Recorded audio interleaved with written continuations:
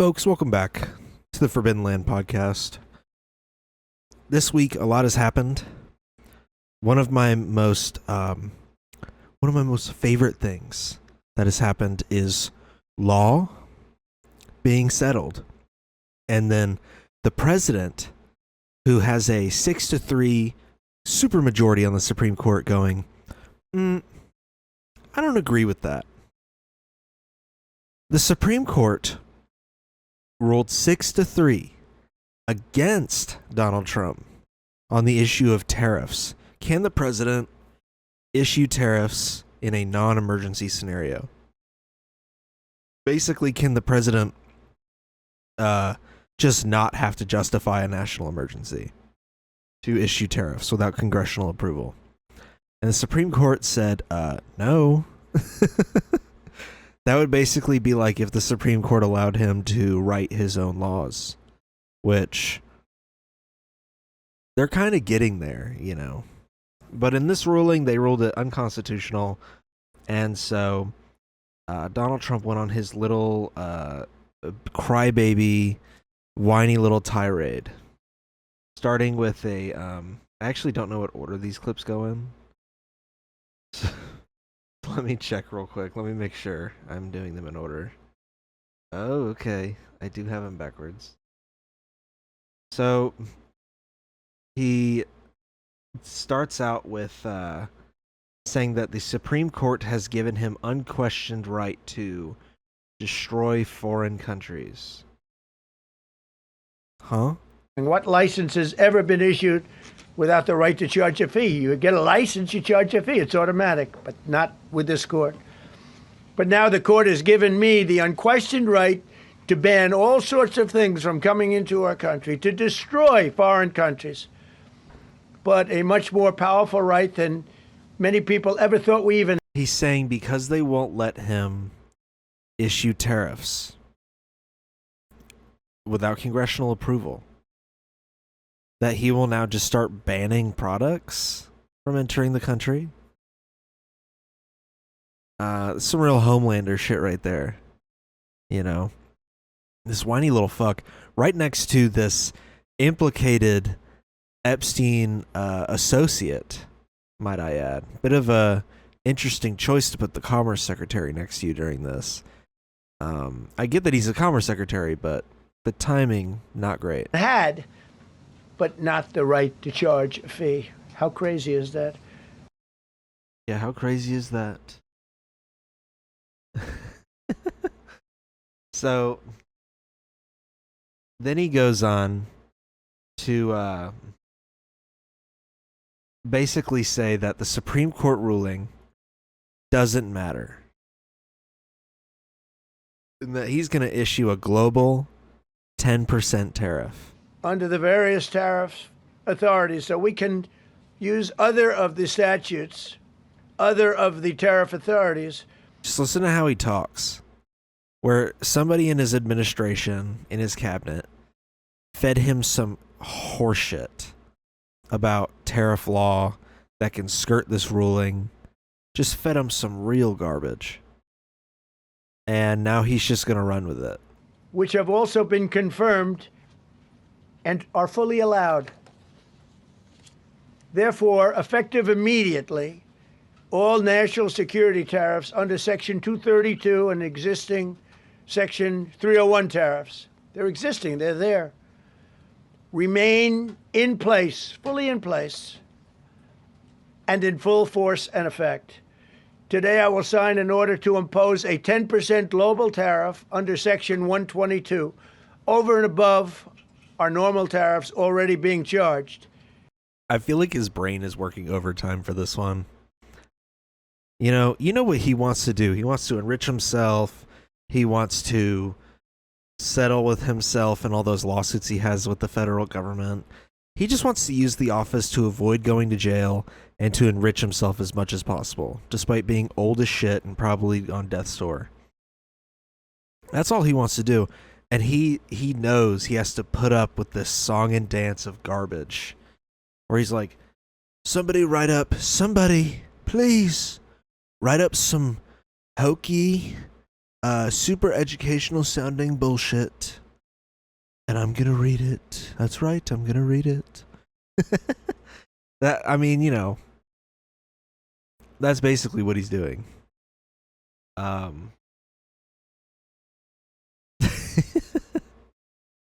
don't think he has any idea what he's saying during this.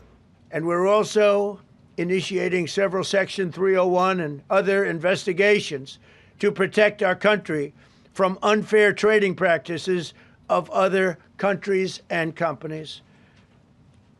Thank you for your attention to this matter, and I say quite simply, Jeez Louise, brother. I hate that phrase so much. I hate it when he says that phrase. And I'm being a little slutty today. Get the chest hair out of the shot. I hate it when he says, "Thank you for your attention to this matter." Ugh, please stop saying that. Say anything else. I've said for a long time, make say America thanks. great again. And interestingly, we've already made it great, so I don't have to use that, but I don't think we'll ever give up on MAGA. MAGA is always going to be with us.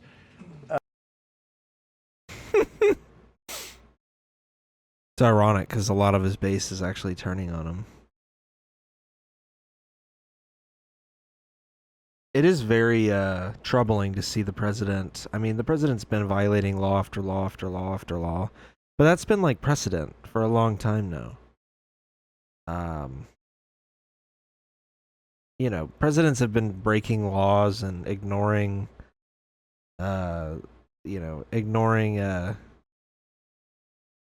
international law and all that stuff for a long time. Presidents have been getting away with a lot for a while. But to see him just so openly defy a Supreme Court ruling, he is the most pre-World War president we have gotten in the modern era. Because presidents back in the day used to just violate laws left and right. Andrew Jackson was a big, I don't give a fuck what the Supreme Court says. I ain't doing it. Andrew Jackson was big on that. I don't think the quote about him saying, "Go ahead and enforce it," is a real quote. But I know that based on how he governed as a president, that man ignored the Supreme Court like it was a fucking hobby. Like, he did not care.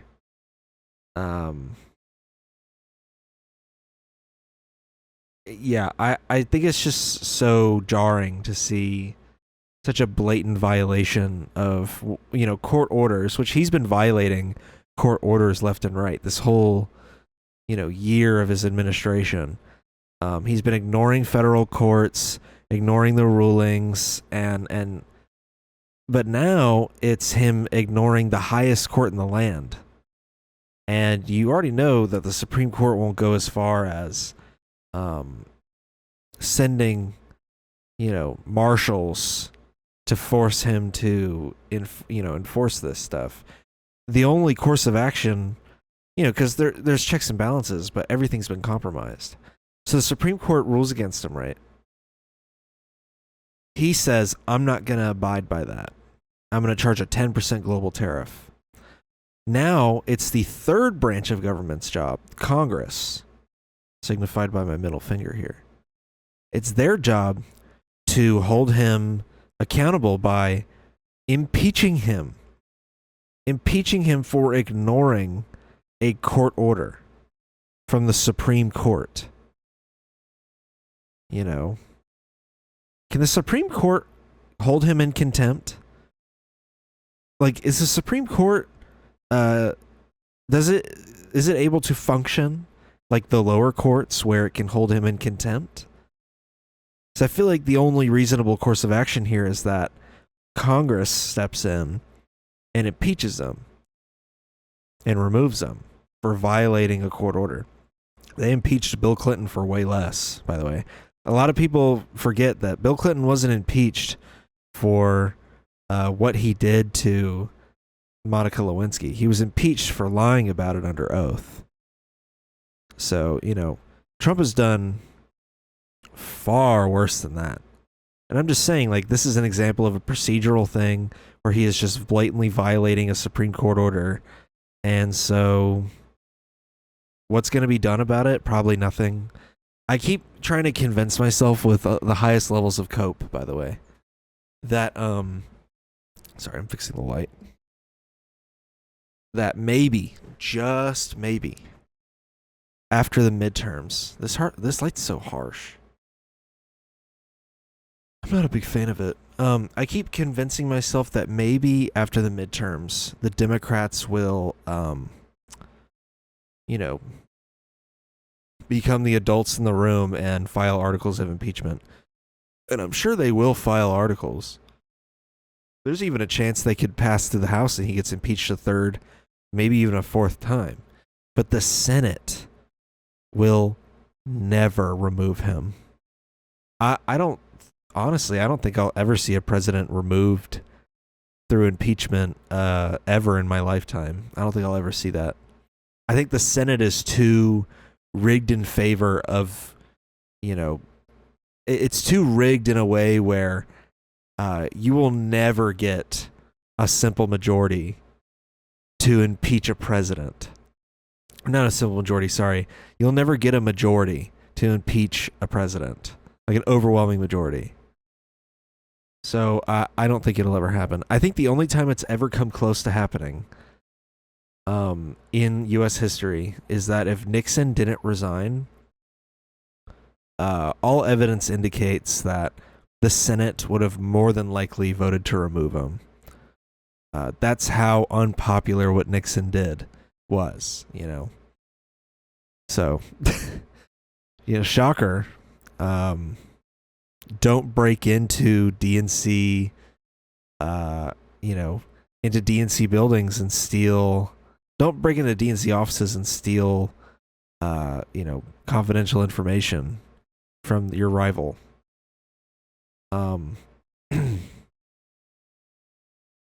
Yeah, I don't know. It's just kind of gross and a little unnerving to see the president openly violating a Supreme Court order like this.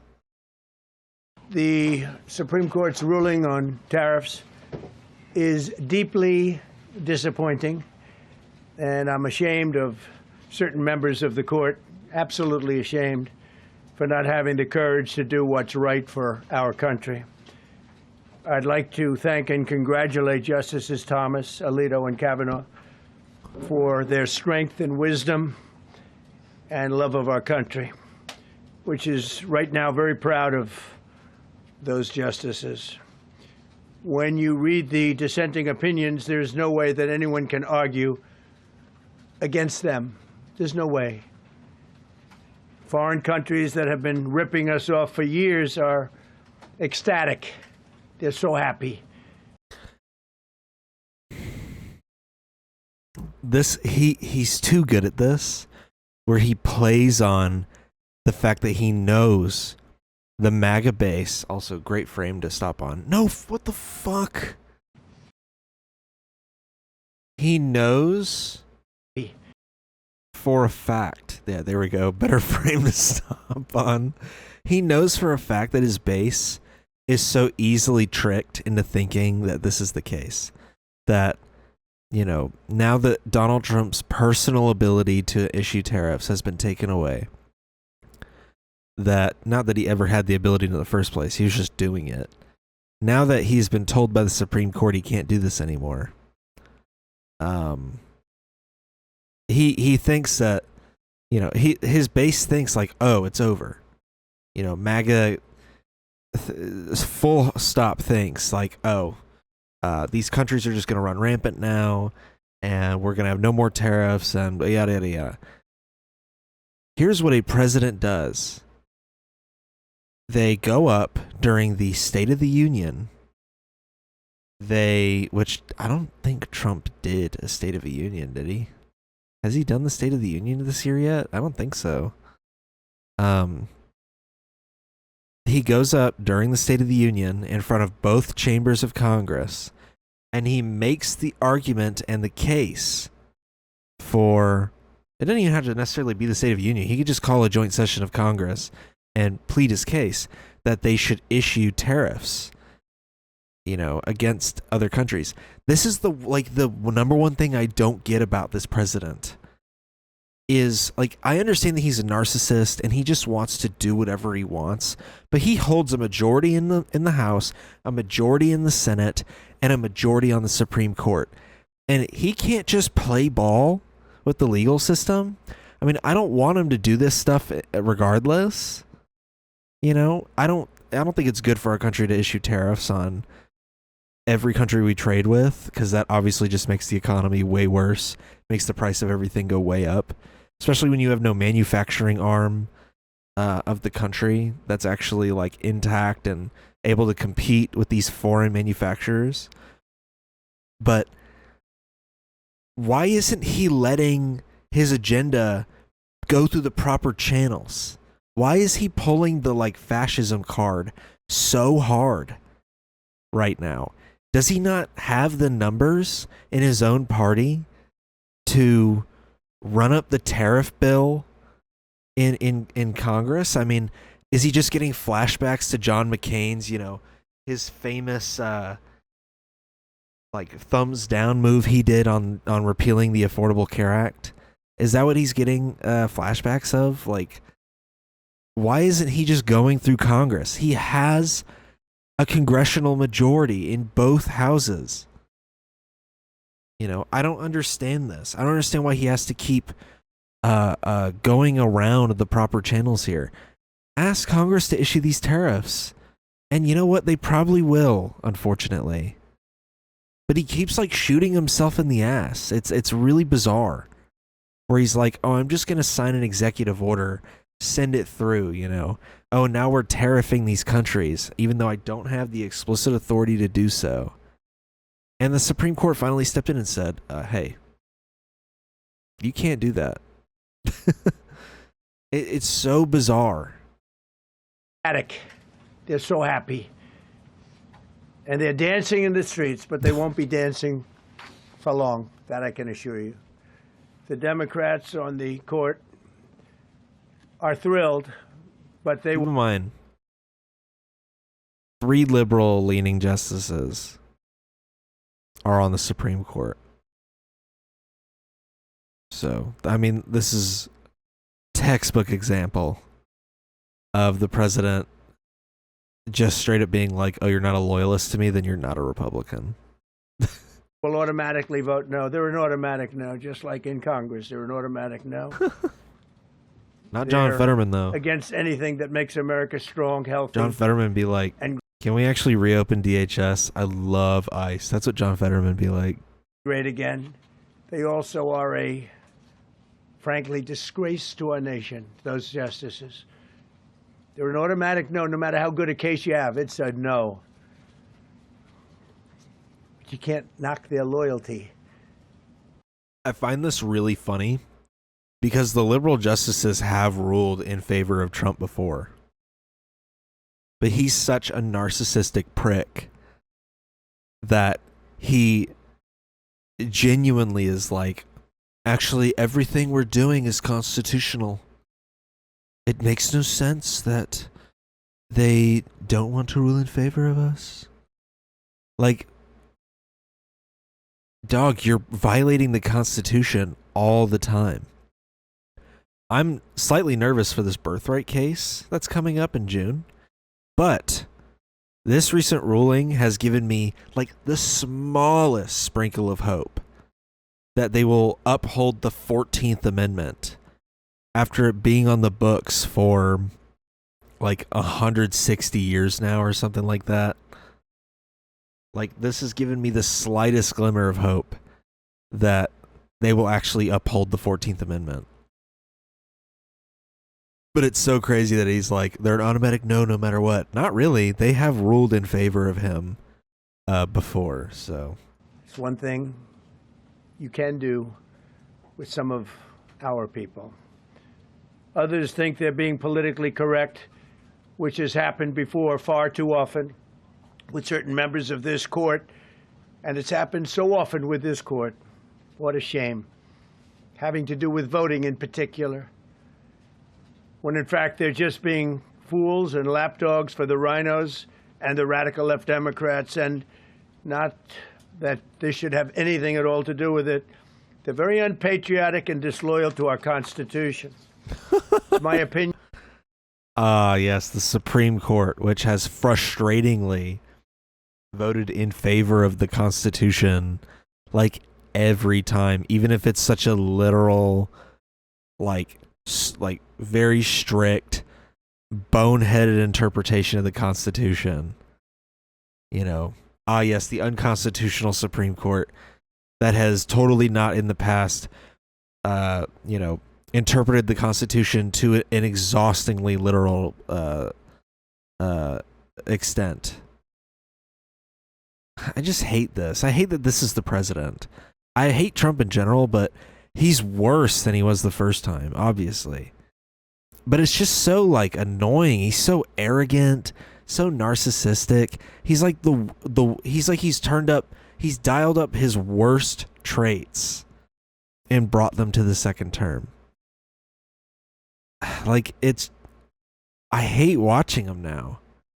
I used to at least be somewhat entertained by his stupid drivel in the past. But now it's just him being like, folks, he looks tired all the time. He's like, folks, we're gonna just start fucking killing members of Congress. That's right. They voted no on something that made me really upset. And so, that's right. We're gonna go and take Ted Cruz and shoot him out back. Yep, that's what we're gonna do, folks. That's what we're gonna do. And, and we're gonna blow up the Supreme Court with a nuke. Oh, sorry. Hold on. I'm being told if I use a nuke, I'll kill myself. So.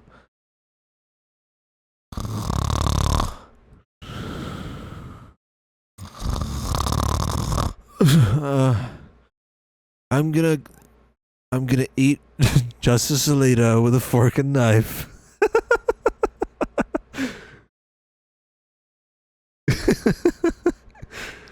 Yeah, I just really hate all the dumb shit he says now with such like level of arrogance and confidence, because he knows nothing's gonna happen to him. You know, he could literally storm polling places on election day and just start shooting voters, and still the Dems would be like, well, we shouldn't get rid of these guys, but we should at least make them wear a body cam so we can watch them shoot the voters.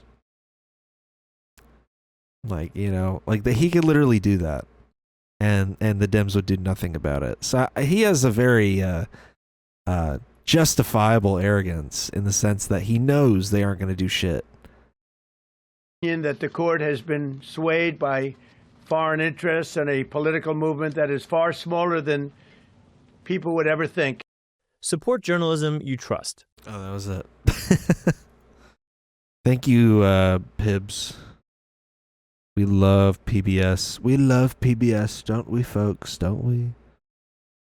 We love PBS. You know what I've been loving from PBS is watching all their history documentaries lately, where they're going over like hidden pieces of history that don't really get talked about much. Like on TV, they had some stuff about the bus boycotts in Alabama, in Birmingham, or no, not Birmingham, sorry, in Montgomery.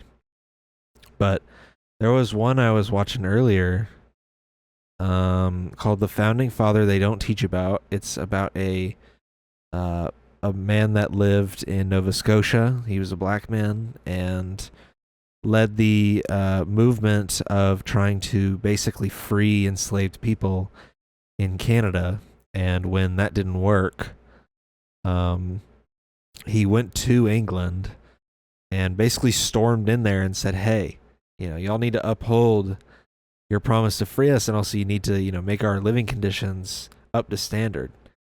And you know, like it has to do with like the founding of making Sierra Leone like a hub for freed black people in the British Commonwealth, and why he's a celebrated figure in Sierra Leone. It's a really cool documentary. Something I wouldn't have known about if they didn't make the video. So I think that's pretty cool, you know. There's another one about the carpet industry's toxic legacy from PBS Frontline. Folks, I used to work in the carpet industry, and they're talking about forever chemicals in this. And yeah, I used to constantly bring up when I was working there, I used to constantly bring up to people, hey, doesn't it seem a little wasteful how much fucking carpet we're throwing away? We used to throw out scrap carpet like it was going out of sale. Like, it was nuts. Instead of letting people have the scraps to do whatever they want with, or letting the employees have it, we just toss it in the garbage. I mean, what a waste. You know, and that stuff's made out of like all sorts of shit. Forever chemicals, you know. How do you think all that carpet's being held together? What the backing is made out of, you know? Especially the nylon materials. Nylon is just fake wool. So what do you think nylon's made out of? It's basically plastic at that point. Yeah, it's super wasteful. So, and it's a you know, this is a nice hour-long documentary from PBS. We love PBS. I think they're a really valuable resource. So just gassing up PBS real quick. You should go watch that documentary. It's interesting. And I haven't finished it yet, but I've like been looking out the whole time because it talks about the carpet industry here in Georgia, because Dalton, Georgia is a huge hub for carpet manufacturing. It's called the carpet capital of the world for a reason, and which I don't know how true that is, but I mean, I'm pretty sure like Pakistan might give us a run for our money because Pakistan makes some nice luxury rugs, that are like 10 grand, but they focus in on Georgia a lot because of that. So it's personally, I'm very invested in this documentary. I used to be a part of that world. And speaking of Georgia, we love transitions, don't we, folks? Elon Musk has been found to have possibly committed voter fraud through his PAC, according to the Georgia State Elections Board. Now, the Georgia, Secretary of State's office started investigating him in his PAC, his America PAC or whatever. And the State Election Board said there's evidence that the PAC violated state law. And what will be done about it? Nothing. If you're wondering what they did do about it, they sent a letter. The board swiftly voted to issue a letter of reprimand to America PAC. That'll get them, folks. Famously, think about it like this. Famously, if the Jews had just simply sent Hitler a personal letter from the camps, he probably would have stopped. I mean, duh. Why didn't they think of that? God. Man, if only the victims of the Holocaust had thought about issuing a strongly worded, reprimanding letter to Adolf Hitler, the Holocaust might have ended way sooner. Yeah, nothing's going to happen. Elon Musk does not care about that letter. He probably threw it in the garbage. I doubt he read it. If he did read it, he probably read it on Reddit. If we're being real here, that's like the most Chuck Schumer-ass thing you could do. Chuck Schumer gets up, he's like, Donald Trump is violating state laws, and in response, I'm going to send him a strongly worded letter. I don't know what kind of accent that was, but that's literally the Chuck Schumer playbook. A strongly worded letter of reprimanding. Wow. If you're wondering what state law he violated, it's that there were voters who basically had claimed and filed complaints to the government saying that they had been mailed absentee ballot applications that were pre-filled with electors' required information. So, yeah. According to the state law, you cannot. That it basically says any person or entity other than an authorized relative to send an elector an absentee ballot application pre-filled, it's prohibited. You can't do it unless you're an authorized family member. You cannot send a pre-filled absentee ballot application with the elector's required information. So, they also failed to display in a conspicuous location that this was not an official government publication, was not provided by the government, and was not a ballot. I'm not going to lie, I think this probably actually fucked over a lot of MAGA Republicans here. I don't think a lot of absentee Democratic voters were getting slammed and clammed by this operation, you know. I think this affected Trump voters more than anything. Famously, laws about committing voter fraud in favor of Republican votes tend to backfire a little bit when they realize that a lot of their voter base are poor white people. And so these laws that are designed to disenfranchise poor people end up affecting those poor white people. So yeah, pretty awesome. The only voter fraud committed in the 2024 election was committed by Elon Musk himself. And isn't that just perfect? I'm so glad they sent him that strongly worded letter. You know, he'll think twice next time, folks. Am I right? That'll make him think twice about committing voter fraud for the most powerful man on earth. Gee. You know, he probably read that letter. He was like, oh no. Oh, shoot. I fucked up again, man. Oh, man. I'm sorry, guys. Oh, that was so messed up of me. How can you ever forgive me?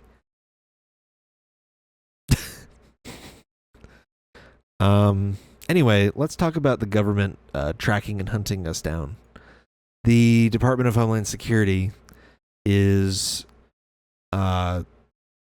basically trying to subpoena, with an administrative subpoena, by the way. Administrative subpoenas here. So, more than likely not a valid subpoena. Is trying to subpoena Google, Reddit, Discord, and Meta, amongst, I would assume, other tech companies, requesting the names, email addresses, telephone numbers, and other identifying data behind social media accounts that track or criticize ongoing immigration operations by the Trump administration.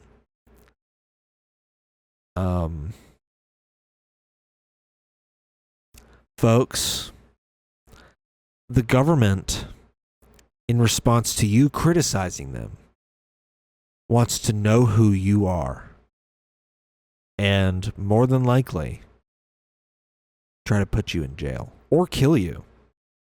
As we've seen, they clearly have no issue killing us. So really odd. Next, they will want to know what brand of toilet paper I wipe my ass with. Yeah, I mean, all they're going to find out about me is that I'm a complete fucking loser. For being honest. Oh, baby, please. Tell me this is trending for a reason. Oh. Never mind.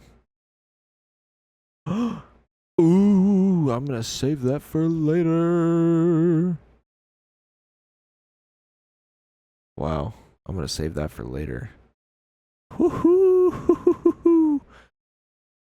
Dude, Mitch McConnell's popping off on the timeline for some reason. I thought he died. I saw his name trending and I legit... Ow. Bit my tongue. I legit thought he died.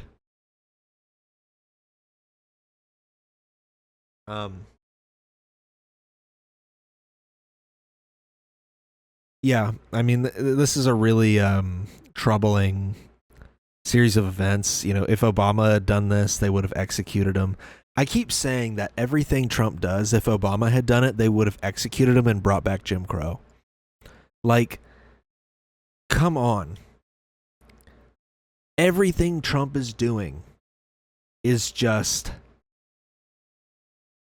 textbook fascist overreach, like government authoritative fascism, where the government's like, You can't criticize us for killing you in the streets, or else we're going to find out who you are and probably also kill you in the streets. And then if those people criticize us doing that to you, we're going to find out who they are and we're going to kill them in the streets. And just like capitalism, it's all going to crumble because you can't sustain something like that.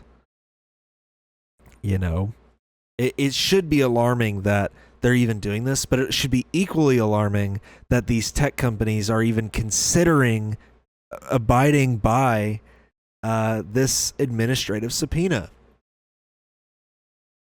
That should be equally as alarming. That more than likely Meta, who's been playing ball with the government for a while now because they want specialized treatment, with funding and all this stuff, will probably comply with this fake subpoena.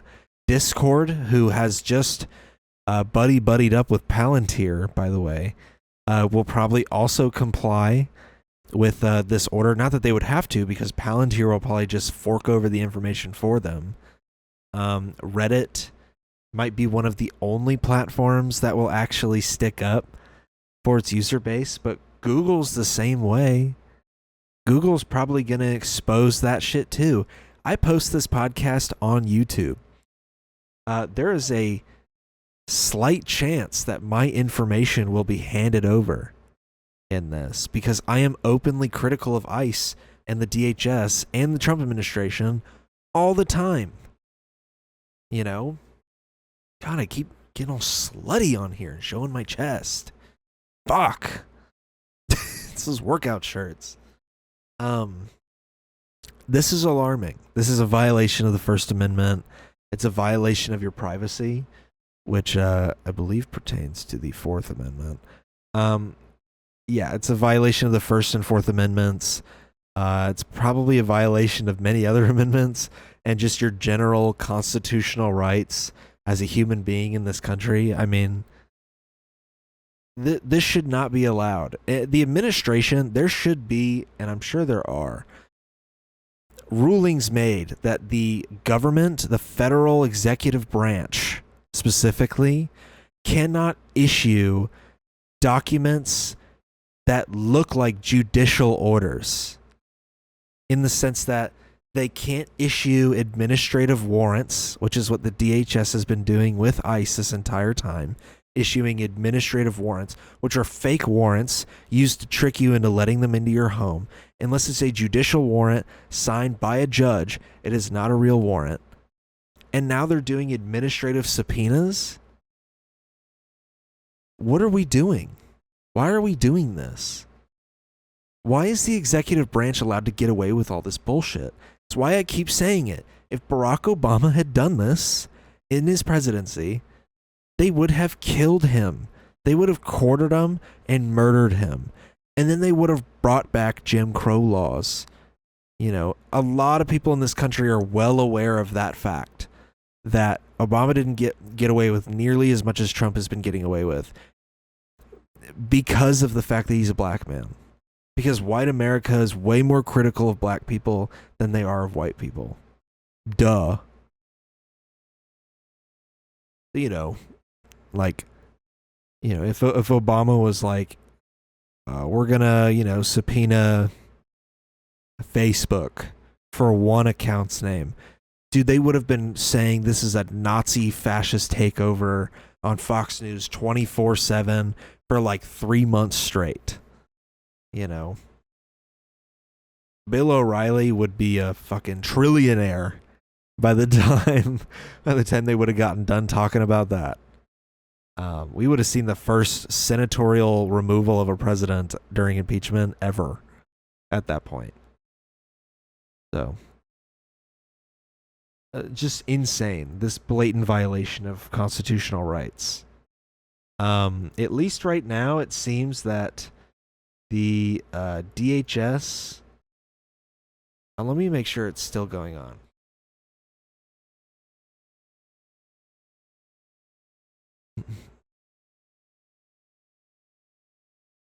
Oh, wow. The Department of Homeland Security is still shut down. In Congress, the vote to continue funding the DHS has stalled, and as a result, the DHS is pretty much shut down. And yeah, I mean, goated. Except the Democrats' demands are a bit abysmal, where they're basically just like, oh, we want like body cams on the ICE agents, when in reality, you know, we should be abolishing ICE as a military force. You know, immigration, think about it like this. People think that's a radical opinion. Think about what being in the country illegally entails. It's almost like a form of trespass. When the police show up to trespass somebody, they inform them that they're no longer welcome on the property. And they say, next time you show up here, we have the right to arrest you. And then boom, it's over. Sometimes they even get arrested for that. When you enter the country illegally, the way it should work is that simply all you've done is just not filed the right, you know, the proper paperwork. That's all you've done. You've stepped into our country, and all you've done is just not filled out the right forms. That's your major crime going on here. And so, you know, knowing that, why are we sending a militarized? Oh God, why are we sending a militarized police force after you? Like you're like a fucking Osama bin Laden, dude. That's just so insane. Why are we doing that? Why are we wasting all this money on that? When really it should just be, we track you down, we find you, and we issue a citation with some form of order to leave. If you don't comply, you know, they pick you up and they arrest you. And they start the proceedings of deportation. It shouldn't be we send a fucking army after these people and just start arresting everyone that looks like someone that could be here illegally. Now, personally, I think that one, the process of entering the country legally should be easier. And two, the people who are here illegally, I don't really care. If that makes sense. I really don't. See, the conservatives have used a lot of fear-mongering to make you think that the streets are running rampant with illegals and, you know, they're dangerous people for simply being on the other side of an imaginary line without the proper paperwork. I will just simply say that I don't care. And I think that they should be offered the ability to, you know, get the proper paperwork and then become a citizen if they so want to, you know, if they want to. So, I know, hot take, but yeah, I mean, illegal immigrants being here is just such a not big deal that it's insane we have this large militarized police force to go after them. A militarized police force that is almost as well funded as the IDF in Israel. Like, that's how well funded ICE is. That it's one of the largest militaries in the world, like in the top 30 amongst countries, man, separate from the US military. Amongst other countries, it is one of the top funded military forces on the planet. So,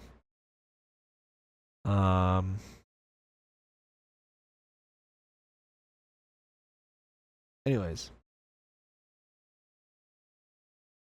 Now, with all that being said, the things that Democrats want are body cams and no masks. While that would be, like, kind of nice, I guess, I would prefer we just abolish ICE. You know, that's what I would prefer. Speaking of all that, voting. The, federal government is seemingly trying to take voting into their own hands and prevent people from voting on their own. And elections is another one of those critical infrastructure responsibilities that I have as well. And I would say that many people believe that it may be one of the most important things that we need to make sure we trust is reliable, and that when it gets to election day that we've been proactive to make sure that we have the right people voting, electing the right leaders to lead this country. And this is why you are unemployed. This is why you're not getting any money, because the government shut down. Eat shit. I mean, there you go. They're just saying it out in the open. The right people voting, huh? What is that supposed to mean? Apparently Mitch McConnell right now on the floor is stalling the Save America Act. It's kind of nice. It's kind of interesting. I guess he's in his John McCain era. So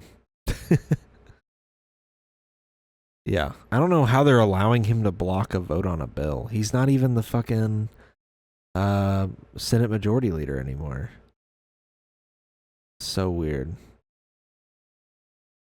I assume it's not progressing because they don't have the 2/3, or not 2/3. They don't have the 60 vote majority that they need to basically free it up, because I assume it's getting stuck in filibuster hell right now. So that's pretty goated. The Save America Act would require heavy voter ID restrictions, and like multiple forms of identification to verify your identity, just like really tightening people's access to voting. You know, there's issues with the fact that, you know, your birth certificate would have to probably be shown to prove that you're an American citizen, which means that women who have changed their last name after getting married would have a tougher time voting. You know, the whole thing where they're like requiring a voter ID. Conservatives are unsure as to why the left doesn't want voter ID laws, right? And the reason we don't is because either make the voter IDs free and accessible to everybody, or don't make them a requirement at all. That's the argument from our side. Is if you're going to require them, they have to be free and accessible. And they're not. It costs a lot of money to get a voter ID. And it costs a lot of time. You know? A lot of these government offices are only open during hours when people are working. A lot of people can't afford to take a day off. You know? You'll be surprised, but a lot of the, you know, a lot of the Republican Party's, you know, strategy has been to make voting seem unimportant. And ironically, their behavior has kind of made voting seem more important over the last few years, over the last probably decade or so. And so it's not really working as well anymore, but, you know, they're still trying to make voting inaccessible to those who want to vote. And they still try to run rhetoric that makes it seem like it's not important, like it's not a big deal to vote. Sorry, if I seem a little off right now, I am fighting a major migraine that's trying to start up in my head. You know, my head is just fucking like killing me right now. I've been trying to hold it together the whole episode, but like the bright lights and everything, it's literally making my fucking head kill me at the moment. Yeah, it seems that the Democrats are filibustering it right now.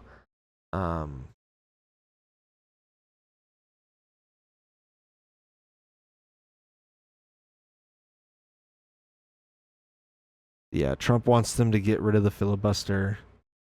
But the filibuster remains intact because they don't have enough votes to do that. And so the Democrats are still filibustering it. Yeah.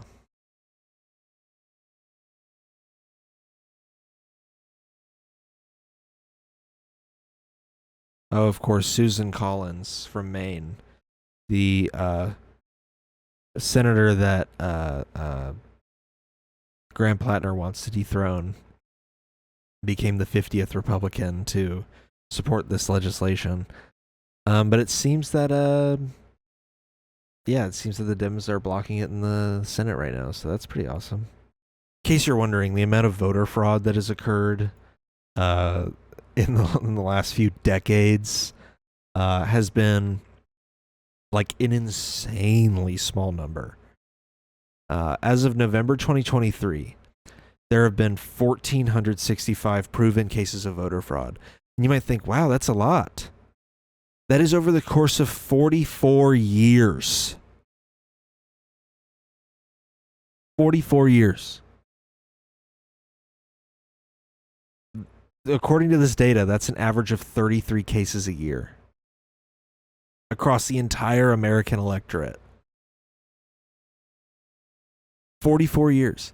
And if you're wondering, like, oh, who made that study, huh? The Heritage Foundation, the conservative think tank themselves that is responsible for the mess we're in with the Republican Party. They are the ones that made this study. So, you know, what better way to end this episode, right, than to do a time-old tradition from America. This is a Southern delicacy, you know, an American classic. It's a state of Louisiana literacy test. We are going to be taking a literacy test today, folks. Because why not, you know? We're going to see if we can pass this test. You know, let's see if I would have been able to vote based on the literacy test alone back in, you know, the Jim Crow era. Draw a line around the number or letter of this sentence. Oh, and I only have 10 minutes? Oh, fuck. Okay, look. We're going to set a timer.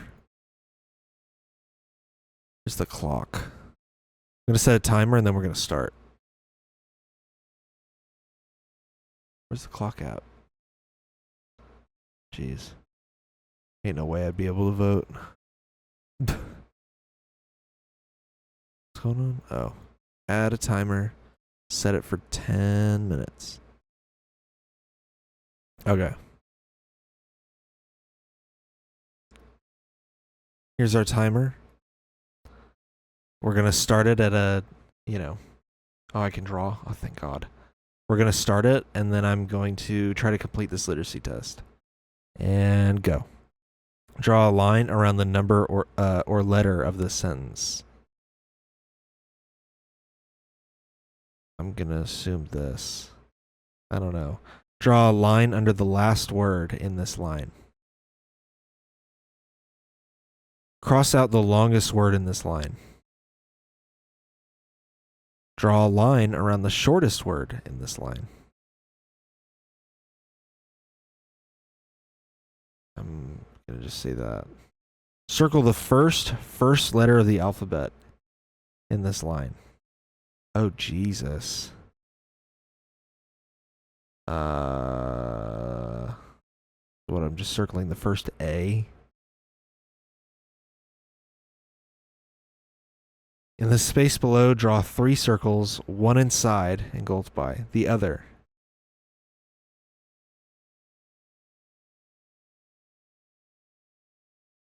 Okay. Above the letter X, make a small cross.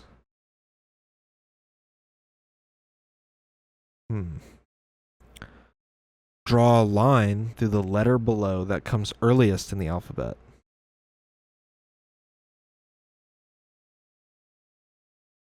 Draw a line through the 2 letters below that come last in the alphabet. Curveball.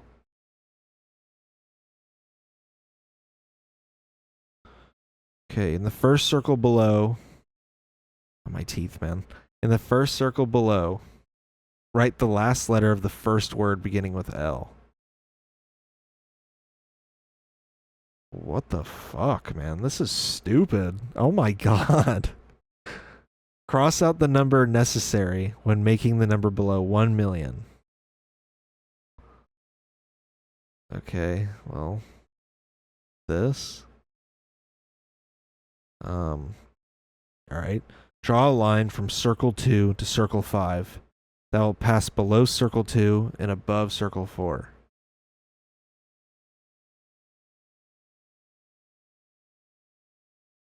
Okay.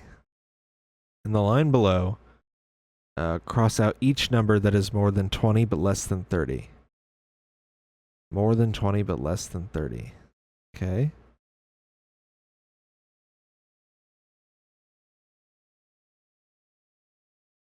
Okay. Draw a line under the first letter after H and draw a line through the second letter after J. Okay.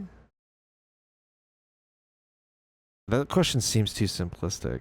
In the space below, write the word noise backwards and place a dot over what would be its second letter. Should have been written forward. What the hell? Okay.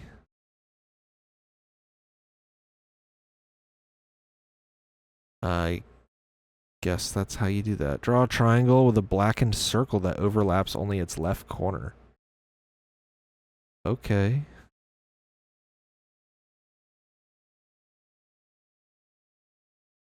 Hope that's sufficient. Look at the line of numbers below and place on the blank the number that should come next. Okay. Okay. It's a literacy test, by the way. Why are we doing math? The amount of math in this is nuts. Was that just part of the definition of literacy back then, or what? I should come next. Oh, it's another one. 12. Draw in the space below a square with a triangle in it. And within the same triangle, draw a circle with a black dot. Okay. No wonder they did this shit. I would not want to vote after this. I'd be like, this is so fucking annoying. I'm leaving. Shows you how fucking lazy I am. Spell backwards forwards. Okay. So literally just write out the word backwards. I see that they're like trying to get you with some of these, right? Because they're just like wording it in a really annoying, condescending way. Print the word vote upside down, but in the correct order. Okay. Oh, wait a minute. Hold on. Would you have been able to erase this back then? No, I think they want it like this. I'm not gonna lie. I think they want it like this. Yeah. Place a cross over the 10th letter in this line. A line under the first... Oh, I gotta do this in order. A cross over the 10th letter in this line.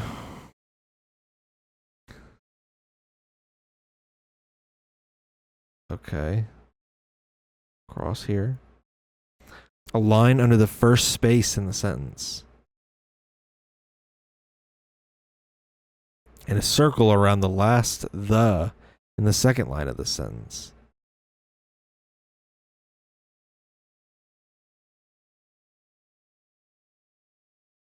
I'm gonna assume this. No. Maybe it means this. This is the second line, right? I only got 3 minutes left. Fuck. Draw a figure that is square in shape. Divide it in half by drawing a straight line from the northeast corner to the southwest corner.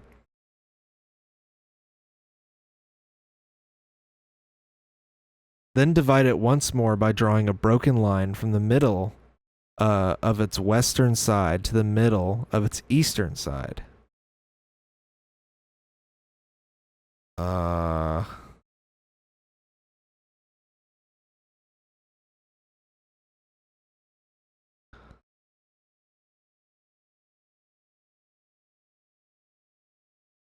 What? Bring a broken line from the middle of its western side to the middle of its eastern side? What the fuck?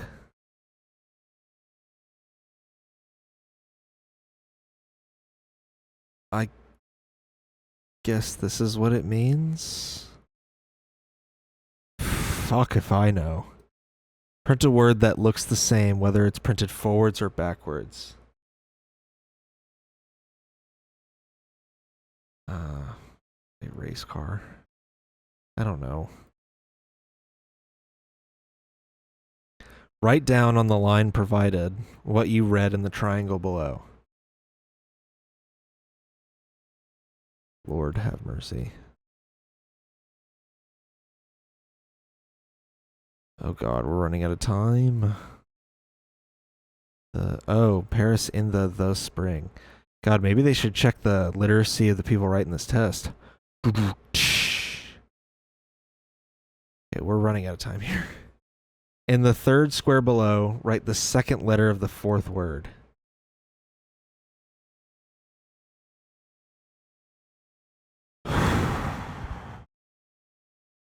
Write right from the left to the right as you see it spelled here.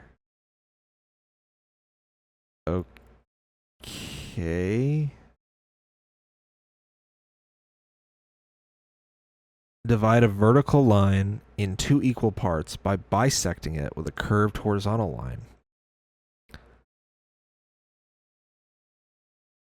That is only straight at its spot bisection of the vertical.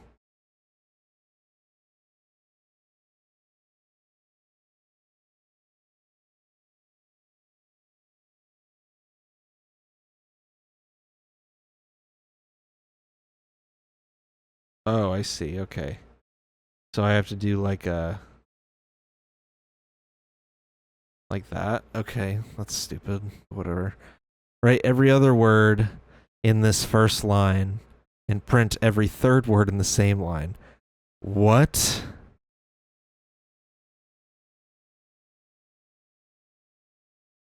Oh my god, I wouldn't have been able to vote. Draw 5 circles, that one common interlocking part. Okay.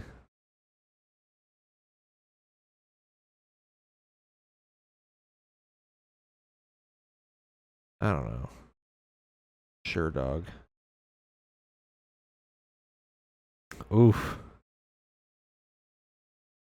Yeah, I mean, look at that. There's no way I would have been like speed writing that one. And look, it took me the entire 10 minutes.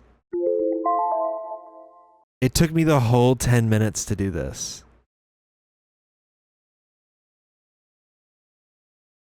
The Louisiana literacy test was designed so that test takers would pass or fail simply at the discretion of the registrar who administered the test. The questions were so imprecisely written that the examiner could decree almost any answer correct or incorrect at his whim. The reality was that registrants, the county commissioners wanted to prevent from voting, primarily black applicants, but also certain lower class whites in disfavor with county officials, were destined to fail the test regardless of the answers they gave. Black applicants could be failed for something as simple as a spelling mistake or punctuation error. However, many examiners chose to deceive test takers by changing the rules or interpreting paradoxical questions in different ways. For example, although question 5 says to circle something, questions 1 and 4 say to draw a line around something. The examiner insisted a circle was not a line. The applicant failed. Oh. Interesting. Okay. Huh. Yeah, because I did interpret that on the first question as being a circle. That's so crazy that they even tried. This shit on people to prevent them from voting. How nuts is that? This is exactly why I think I think the SAVE Act should be fucking trashed. Another factor in passing or failing the test was the time requirement. Registrants had to respond to 30 complicated questions in 10 minutes, a time frame which could easily be waived for white voters. Whoa! They used to waive the time limit for white voters? Dude. What the fuck? You're telling me I didn't need a time? No, just kidding. What the fuck? There were limitless ways to fail this test, and the register, with the blessings of a white-controlled county government, exercised complete power over the success or failure of every applicant. Yeah, I mean, it's just bullshit. They could have easily just been like, oh, you don't have to take it. You know? Oh, you're good. You don't have to take it. That's as easy as it could have been for them, you know? I'm saving this document, by the way. Yeah. I'm saving this shit with my answers on it. Because I think this is a good window into, you know, this right here is a good window into, like, I was sitting here fucking, on some of these questions, and I was going as fast as I could, and I still almost failed in the time limit, you know? In an age where I have readily accessible information at my fingertips, in an age where, you know, I'm pretty old at this, like, I'm not that old, but I'm old at this point. I have above a 5th grade education. You know, I grew up as a middle class, like lower middle class white kid. You know, this shit was a struggle. Imagine anyone too poor to afford, you know, to be able to reasonably go to school past the 5th grade. You know, people who couldn't receive adequate education. Whether that be because they were forced into areas where they didn't provide that simply by the fact that they were black, or if they were just poor whites that couldn't afford to go to school longer than a certain amount of time, because, you know, they would start having to work on the farm or work for their family at a young age. I mean, there's multiple factors here. It's so crazy that they even allowed something like this to happen. Yeah, I can't fathom something like that nowadays. So, anyway, I just wanted to give you all a little window into voter suppression from the past.